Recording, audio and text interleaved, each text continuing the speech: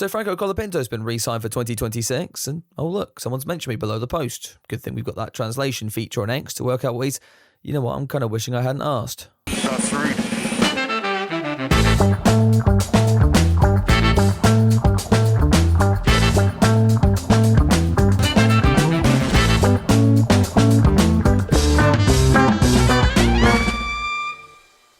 Hey there guys, I'm Will, and welcome to the Comedy Review, the show that has somehow jinxed Piastri into becoming Bottolo Norris 2.0. Nah, I'm sure he'll turn it around this weekend. Alright, maybe not. It's also the show where we talk about things that happen in motorsport. Things like this. Franco Colapinto cosplays as a nonce. Sebastian Vettel pictured with Lawson and Tsunoda. And speaking of Liam Lawson, he's asking the question we're all wondering. What am I doing here? A lot to get into as usual, and for once, we're not starting with McLaren.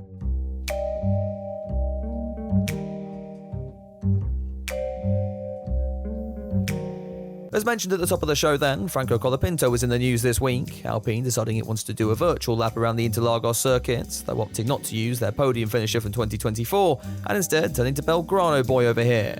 I have really good memories on this side. What, memories like this?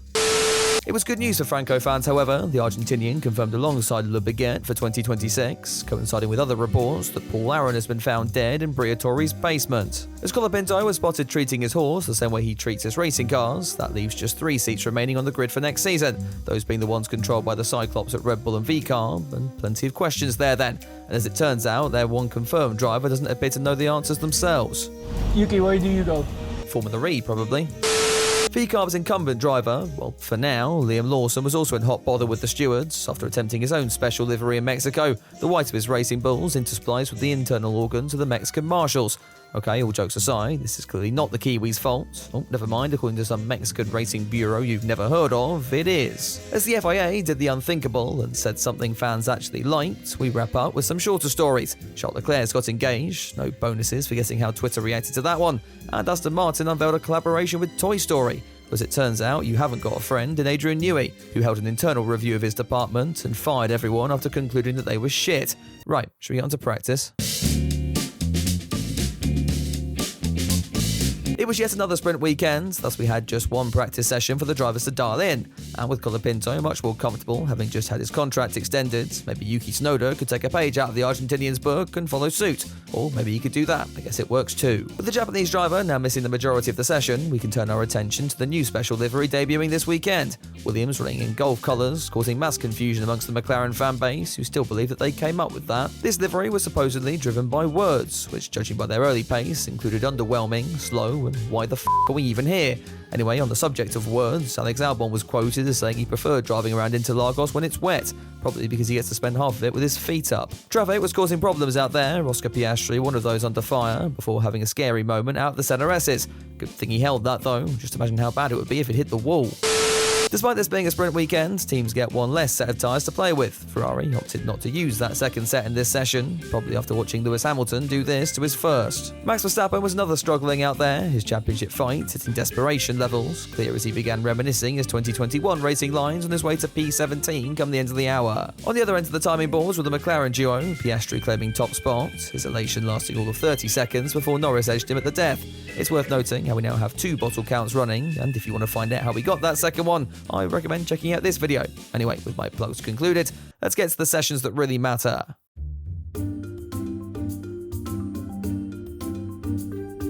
The field would get even closer as we approached SQ1, meaning one mistake could easily see you out before the first hurdle. Mistakes like running wide, or locking up, or thinking it was a good idea to put Yuki Tsunoda in the car. The Japanese driver wasn't the only big name heading out, as Carlos Sainz decided to do something, whatever that was. It wasn't a competitive lap time. The Spaniard last as the session came to an end. Lawson and Ocon would soon follow in the Williams' footsteps, and propping up those eliminated was the recently re-signed Colapinto, who had the added embarrassment of being knocked out by Special over here. The mistakes would continue in SQ2, this time Ferrari seemingly implementing strategic lockups onto their flying laps. Both drivers were under pressure as the session came to an end, Leclerc clinging on to 9th, so deciding to implement Operation Double Yellow to prevent anyone from going quicker. That could have been a factor that knocked out his own teammate, but don't worry, Ferrari had sent him out too late anyway, and he failed to even start his final lap because the pit was still run by mouth-breathing Joining hashtag Blessed on the sidelines was Albon, Gasly, Bortoletto and Behrman, leaving us with just 10 cars and the final shootout for sprint pole. That meant it was time for Mercedes to show their hand, Antonelli and Russell second and third after the opening runs, meaning the Silver Arrows had finally found some performance, or Piastri was just doing Piastri things again. Thankfully for the championship, the Australian was on a much more competitive run as the session came to a close, though this was still only good enough for third, Kimi shocking the world by actually being competitive and putting the 12 car on the front row alongside Nozza, who looked pretty untouchable from start to finish in this one. That brought an end to Friday, and with a potential cyclone on the way, we should probably jump to the sprint. But first, I think it's time we heard from our ex-bell end of the week. So just in case you're thick, that whole Operation Double Yellow thing was called a joke. Unfortunately, Lewis Hamilton fans have never looked in the mirror, so don't know what one of those are. This arsehole is a motherfucker. No matter how arse Georgie was, he's not vicious like this piece of scumbag. This comes from Petai Tox F1, an apparent social media influencer who, after about 30 seconds of research, has really blown me away. But this is only the first time they've been nominated for this segment. With the FB1 fans collaborating on this submission, we get a rare case of the Bellend, Bellents, because they can't f***ing spell either, showing generational head loss as they justify their own insanity by just telling everyone who disagrees with them that they should not so politely go away. Take this for example. Delusional take. Leclerc made a mistake and spun. It was unfortunate for Lewis. That's all. Oh yeah, if I'm delusional, I can say you were delusional because you don't see what we saw. Piss off, this is not your playground. Well, at least they're self-aware to call Twitter for what it is. The poster goes on to violate this individual by telling them they smell. Well, clearly you have issues, take care. Yeah, I couldn't have said it better myself. Us FP1 followers gotta stick together, and yeah, I couldn't agree more. Big ups to everyone who brought this one to my attention, and if you'd like to nominate the next ex-bell end of the week, use the hashtag on screen, tag me on the platform, or join the Discord server. Now, onto the sprint. Oh look, actually, why do I keep getting these on my feed? So Saturday would roll around, and conveniently, that cyclone had decided to f*** off. So as we geared up for the sprint, it was dry tyres all round, with the track lightly dusted in standing water. I mean, what could possibly go wrong? Well, not much into turn one as it would turn out, everyone surviving as Nozza would lead the way from Antonelli and Piastri. Further back, Behrman and Lawson were squabbling, the Kiwi forced onto the grass, then deciding he didn't want to play with the Haas anymore as he sent him tumbling down the order. The FIA didn't really know what to do with this one, so decided, f*** it, we'll penalise both of them. At this point, the race would begin to settle down. Norris held an advantage out front, and Antonelli held off Piastri, who was having a much better sprint week. Oh, for God's sake, he's done it again. Lando Norris had driven over the curb on lap 6, displacing some standing water, which by complete accident sent his teammate spinning into the wall. And he wasn't the only one, as Hulkenberg was soon seen joining the Australian in the runoff before Colapinto remembered his true calling around Sao Paulo and binned it as well. With us looking at a scarily accurate recreation of 2003 then, we were all wondering the same thing. How have the Piastri fans cope with all this? Not very well, as it turns out. Dear McLaren F1 team, attached to this email is a video of me ending my life. That's not going to be enough to distract you from the red flag, is it?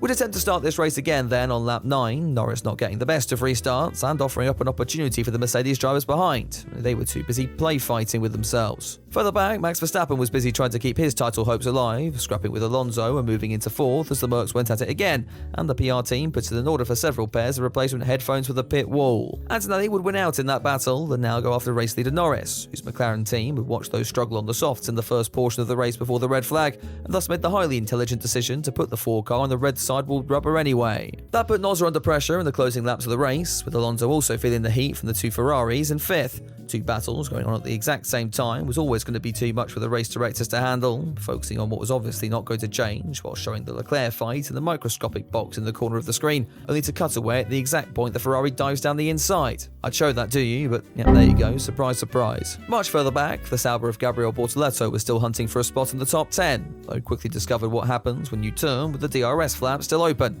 Just imagine the Jet 2 holiday meme over this, the greedy f***ers claim it these days. None of that would hold up Lando Norris though, the Briton coming across the line to extend his championship lead, Antonelli and Russell completing the top 3.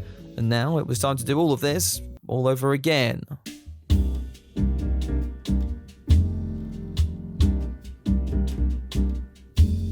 On to qualifying then, and the hard-working track team had managed to fix all the barriers down at turn 1. Oh, never mind, Porsche Super Cup have broken them again. That at least gave the Sauber team more time to patchwork quilt what was left of Bortoletto's 5 car, though the likelihood of that getting out was on par with that of finding intelligence in the Norris fans' brain. As they remained hard at work, there was trouble brewing down at Red Bull, and it wasn't Yuki in the drop zone. I think they've just grown to accept that at this point. After struggling for pace in the sprint, Max Verstappen demanded some drastic changes for his RB21 ahead of Grand Prix qualifying, in the hope that they would make his car function more like a car and less like a Tesco shopping trolley. Instead, Red Bull's modifications proceeded to make the one machine worse, the Dutchman out of the first part of qualifying on pace for the first time in his career, and making it more likely that Max will catch the bubonic plague than the McLarens at the top of the championship table. Ocon and Colapinto would soon join the Red Bull pair. Meanwhile, down at Sauber, there were rounds of applause. Bortoletto's car finally fixed and ready to... Oh, the session's over, never mind. On to Q2 then, and there was no Leclerc intervention to prevent Hamilton progressing into the top 10 shootout this time. Oh, hang on, it doesn't appear he's made it anyway. The Astons and Williams machines would join the Briton, who had just been out-qualified by Hulkenberg, by the way, and as the remaining Team LH fans head for that dislike button, we can crack on with Q3. Behrman looking like a potential underdog after flying across the afternoon so far, in the good way as opposed to what Gabby B did. The Haas driver would set the benchmark on the initial runs that was quickly displaced by Leclerc and Piastri. Norris meanwhile had thrown away his first attempt down at turn 1, leaving with it all to do as the session came to a close. Fortunes would be flipped this time around, Norris finding all the pace to put himself back on top, and Piastri floundering around like a dead fish, leaving him 4th, only closing the gap on Norris and our bottle counter.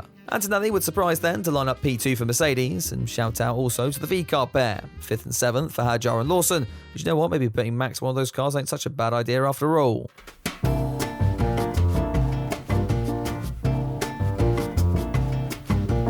Sunday would open with Ferrari forcing their incumbent sacks of skin to congratulate their WEC squad for winning the World Championship. Not that they would have any clue what winning means. Anyway, we then got a driver's parade that involved tiny cars and locking up anyone health and safety related in the cupboard until it was all over. As part of the carnage, Aston Martin invaded McLaren, V-Carbon Haas produced this rendition of the human centipede, and Kimi Antonelli vanished halfway through, so I think it's safe to assume he's now dead. Getting to the action then, it would be an even start off the line, Nozza holding off Antonelli as Piastri swapped out fighting for a championship with playing with the V-Carb drivers. Further back, all hell was breaking loose, Gabriel Bortoletto acquainting himself with Lance Stroll and Lance Stroll's new best friend, the tyre barrier. Don't worry though, Brazilian fans, your homeboy may be out, but your adopted son is still in this one. Oh, never mind, he's just driven into the back of Colapinto. By now, the safety car was out, and if the sprint had taught us anything, it was that overtaking isn't the easiest around the Interlagos circuit this year, prompting Oscar Piastri to change tactics on the restart, the Australian having a nice little crack at double homicide. With Leclerc's Ferrari now identifying as a tricycle, and Yuki Tsunoda getting some new Brazilian fans by punting off special, all that chaos had brought Max Verstappen into the mix.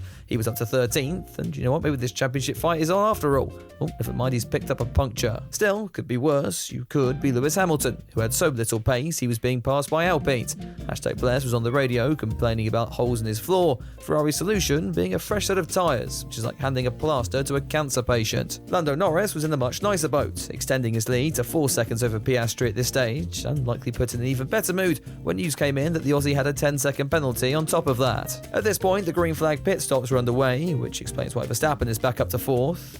Hang on, wait, he's pitted as well. F***ing out, what did Red Bull do to that thing overnight? While the Dutchman was riding a wave, matters weren't going quite as swimmingly on the other side of the garage. Turns out punting off a driver still gets you a penalty, even when said driver is special over here. Red Bull then touched the car during the serving of said penalty in the hope that Yuki Tsunoda would just kill himself and solve their driver issues for them. Norris would come in for his stop on lap 31, ending up behind Verstappen, albeit not for long, the Dutchman on 23-lap older rubber, and soon being dispatched by the 4 car. It would be another 8 laps before the team remembered Piastri was in this race too, pitting him onto the softs in what had to be a slow stop due to the penalty. Luckily, that's McLaren's speciality these days. With Ferrari finally putting Hamilton out of his misery, we were entering the endgame of this one, with several key questions still looming. What could Oscar now do from P7? How far could Verstappen rise up the order? And by how many seconds is Lando Norris going to dominate by? Or maybe it wasn't quite that simple, as Nozza would have to pit again on lap 51, coming out behind Piastri and Verstappen, a question mark looming over both over whether they had to pit themselves. Said question would be answered fairly quickly. Oscar boxed out the way of his teammate and back into 7th with a lot of work to do. Verstappen would follow suit a few laps later, but pit onto the softs and begin chasing after the race lead. First up was King Prefect George Russell, whose brakes were about as useful as your mum, and sure enough, the Dutchman was by around the outside on, rather ironically, lap 63. Next up was Antonelli in second, though by this point Verstappen Sot were ever so slightly dead, and recovering that P2 looked to be more of a challenge. The pair went at it for the final laps as Piastri attempted to snag P4 from the ailing Russell, though even when Kimi risked another pair of Toto Wolff's headphones by running wide on the final lap, it wouldn't be enough. Norris took his 7th win of the year, Antonelli with his best race finish in 2nd, and Verstappen going from the pit lane to 3rd. A pretty mental race all round, that one. Other shout-outs had to go to Behrman in P6, and the V-Carb pair for strong top 10 finishes as well. Here's my rating for that one. Let me know yours down in the comments below. As far as the championship is concerned, barring an ultra bottle, I think Nozza basically has it at this stage. But we still have 3 rounds in the sprint to go, and I'll be covering all of that right here on the channel. So make sure you get subscribed for all of that throughout the rest of the month. Big thank you to the members and patrons who got an early access preview to this one. They also get exclusive videos like the one last week on Ollie Behrman. So go check that out using the link down below. Unless you're a Hamilton fan, in which case you might not like it so much. No race next week, so I'll find something else to talk out of my arse about. Until then, you know the drill by now. F*** off.